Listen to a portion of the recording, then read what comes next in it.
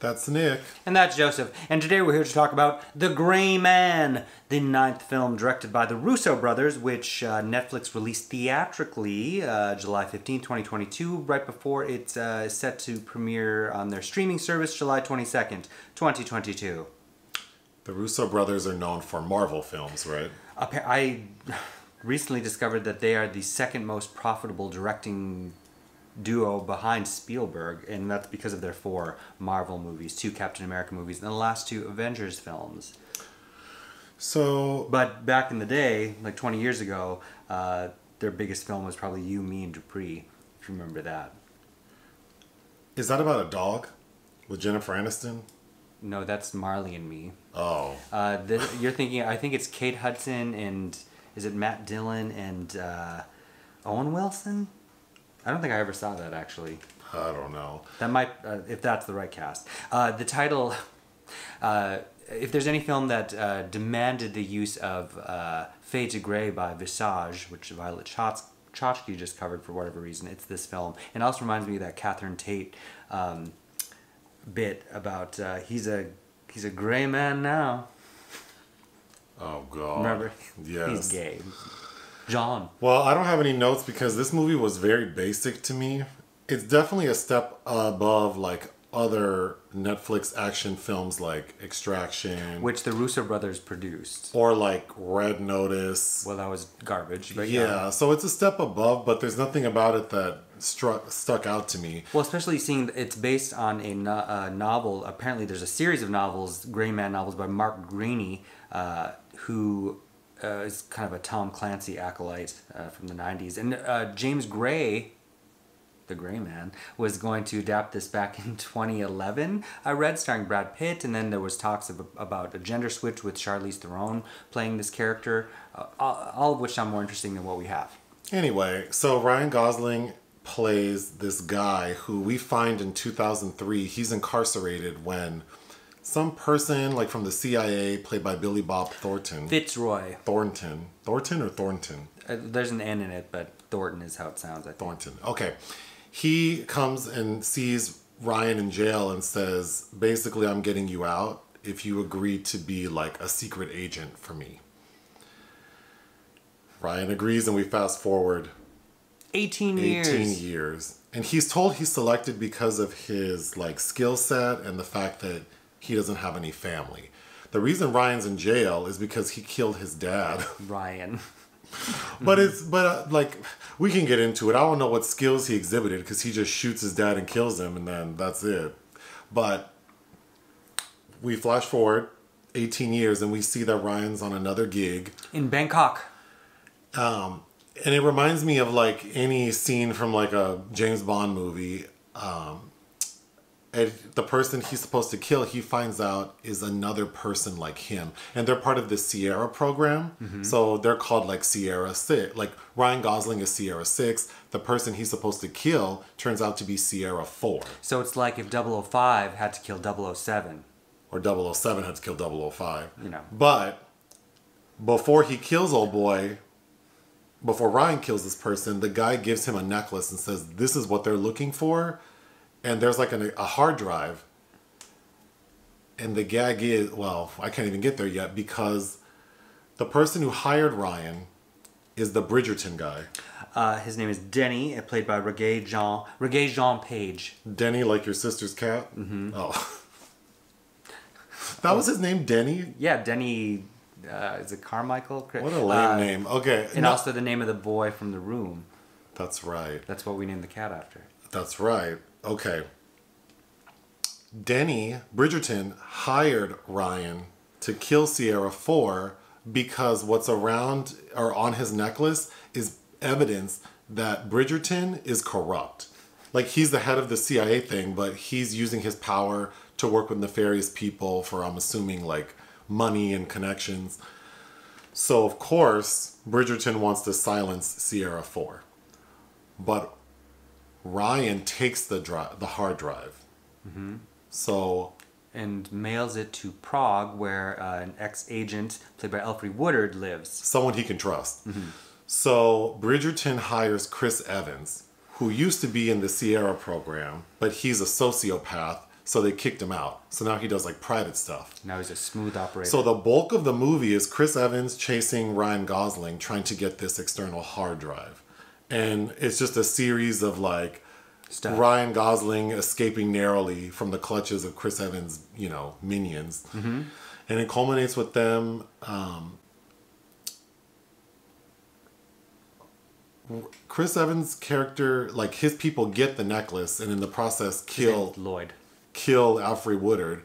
But there's a final showdown between Chris Evans and Ryan Gosling. Chris Evans gets killed. And then another CIA agent sort of one-ups Ryan Gosling and says, I won't kill you if you corroborate my story. That's Suzanne, played by Jessica Henwick. But something I didn't mention that's super important is Billy Bob has a niece, like a little, 13-year-old girl? Mm-hmm. Julie Butters. Who I couldn't stand, but we can talk about that. Yeah. It was pacemaker. Chris Evans uses this girl as a pawn to blackmail Billy Bob. So Billy Bob rats out Ryan Gosling. Mm-hmm. And Ryan Gosling still chooses to help Billy Bob and save this niece. So in the end, this lady CIA agent tells Ryan, I won't kill you. I'll make sure that little girl is safe. You're probably going to go back to jail, but at least you'll be alive. He's in the hospital. Bridgerton and this lady are exonerated of all their wrongdoing. So Bridgerton never gets in trouble. Well, you're mixing up Jessica Henwick, who's working in collusion with Lloyd, and the other rogue CIA agent played by Anna de Armas. Oh, those two ladies look very similar. They're quite different. Well, it doesn't really matter. So the point is, Bridgerton gets away with his crimes. No one ever finds out because Ryan Gosling corroborated their story to save this little girl. But then the final gag is Ryan breaks out of the hospital before he goes back to prison, grabs the girl, and they run off into the sunset. The end. Mm-hmm. Okay. Do you want to start since you have notes? It just feels very run-of-the-mill.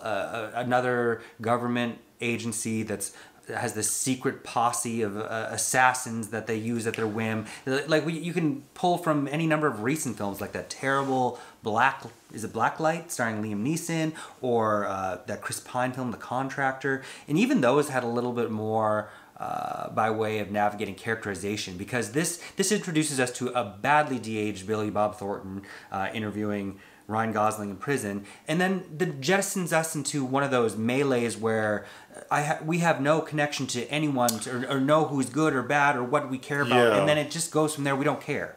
Who cares about these people? First of all, Ryan Gosling was in prison for murder. He gets out, but he's chosen because he has no one, so no one cares about him. He doesn't care about himself, and because he takes this job knowing that you're just disposable for indefinitely. He's told. Yeah, that you will have this job indefinitely and you're disposable. You could die, whatever. So if he doesn't care about his life, why should I? Then they're all bad. And then the resolve is that the bad guy, Bridgerton, he still is the head of the CIA. Mm-hmm. Except that now that lady, she kind of knows something about what he's doing. So it's made to seem like they're going to keep each other in check. And it was very unsatisfying. Mm-hmm. Also, the movie, the movies you mentioned didn't have the kind of budget this film does. So it looks a little glossier than those, although it has that HD look that I don't like. Those are just recent examples. There are so many films like this. But it's just a series of pow, loud, lots of stuff happening, and that's just not my style of... It just doesn't keep my attention, because it's just if the movie's 2 hours long and it's worth the 30-minute mark, we know he's just going to keep fighting. So it's hard to, Well, it just you have to have something to cling to that makes tension possible, because there's absolutely none of it. It's just It's kind of like John Wick, except I think. Well, yeah, because we have this world where all of these secret agents are alerted that there's a ransom on his head by Chris Evans, and then you get Wagner Moura, who's I think in Vienna. Brazilian actor that captures him in Vienna. I think Regé Jean Page is terribly miscast. Who's that? the man you keep calling Bridgerton. Oh, yeah. Obviously very handsome man, but way too young. He's too young. And written way too on the nose. He's being way too obvious about his machinations. It's somebody that got this far, no matter what age they are, knows how to play a game and knows how to sting when you don't expect it. Well, then his character says, the way I got in this position being so young is that I didn't, it's just, what does he say? Like, I don't take things personal or something. But it's like, you do seem self-absorbed and egomaniacal. So, I don't know. I agree. He just seems so wrong for this role. I feel like Billy Bob would have made more sense as the... Yes. Yeah. And then an older gentleman who's a little more like a father figure could have played Billy Bob's role. I wrote down somebody like Jack Warden needed to play that Billy Bob role. But what did I like? Who's dead now. Chris Evans, who I only really know as Captain America, and I think I've only seen one Captain America movie. My impression of him is he's like a clean-cut, wholesome character. So it was neat to see him be kind of vile. And he's kind of like, he has a little swag to him. He's cast against type, which I think this movie gets some mileage from that. And villains are always more interesting than these. Yeah, he's obviously very good looking. So I mean, it was kind of fun to see him in a different light. He has a little funny mustache, and it's also monotonous though, because all he's doing is berating Jessica Henwick. Well, it does get tedious. 3/4 of the way through, I was kind of tired of him just reciting these bitchy lines. But I think it's especially glaring in the finale when he's facing off with Ryan Gosling in a scene that is ripping off the maze sequence from The Shining. Yeah, I think probably it's just repetitive. It's all stuff we've seen before, perhaps done with higher production value. But Ryan Gosling, who I don't really have an opinion of, there's just nothing to him. I know people think he's attractive. There's one scene where he has his shirt off, but literally he's like flat. Well, which was, I think, the reason something like Nicholas Winding Refn's Drive worked, or not as well, Only God Forgives, but that kind of throwback to these stoic male presences and this sense of masculinity, but it really doesn't work. There's really nothing to glom onto, and the biggest disservice it does is making us believe that he would put everything on the line for this girl, this niece, who is one of those really annoying, ubiquitous child characters who's super precocious, but then also has this terrible heart condition. The only investment we get about this girl is 3 years prior, so 2018, we see that Ryan Gosling was tasked with watching her, babysitting her in London, and then some person. The first night he's there, someone tries to break in and kill the girl, and he kills the guy. But then the girl has a heart attack or something because her pacemaker is not working, and he takes her to the hospital. So it's they've created this bond. It's just... Well, even Billy Bob said... What were you watching? What were we just watching with Ray J that let everything unravel because his great aunt died? And that's College Hill Celebrity Edition. This is like watching Ray J... throw caution to the wind because his great aunt died. I do like the show, but Ray J's the worst part of it. Anyway, even the first time we see Ryan Gosling, 18 years later, he's on his first mission, and he's sitting in this ultra lounge wearing this cool, brightly colored suit. And then the other agent, Ana de Armas, who's also undercover, walks by and says oh, nice suit. And he's just huh. She looked like she was going to a bullfighting contest in that suit. Well, but his reaction to her is oh, I just wear what they tell me. And then he's just sitting there kind of eating, and then he gets up, and it's if you don't have any energy, and because I feel the magic of James Bond, the various iterations, was that as a character, there was, even though this person knows that their life is always on the line, it feels they also are luxuriating in sort of the lavish lifestyle they're a part of. And he's a hedonist. Right. So there's something to that. Mm-hmm. But with Ryan Gosling, or this character, it's just there's nothing to him. So what do I care? I was surprised that they didn't try for romance between Ana de Armas and Ryan Gosling, especially since they were co-stars in Blade Runner 2049. I don't know about that. No, but again, we have to depend on this relationship, for this niece, for Billy Bob Thornton's niece, which makes no sense. It's really grating. Elfrey Woodard, I feel, is wasted, even though it's nice to see her. her character gets killed, but then right before she gets killed, she tells them, "Oh, I have 3 months to live because I have like a serious medical condition." So it's like, okay, it's because she never gave up smoking. Smoking's bad for you. It surely is, isn't it? I do.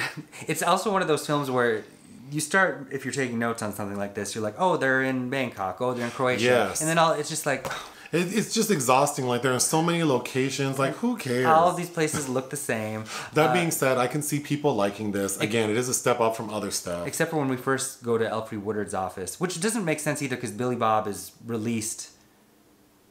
Oh, I think that there's so much going on, like the sequence of events. Anyway, but you have all these places like Croatia, Azerbaijan, and Margaret Cahill's London office. I don't know. What would you give it? I guess 2.5, but that half is being generous. I would give it. I didn't enjoy it, but I don't think it's like a shit movie. I would give it 2.5 as well. The Gray Man from Toronto. Anything else? No. Hit the thanks button. Listen to our podcast. Bye.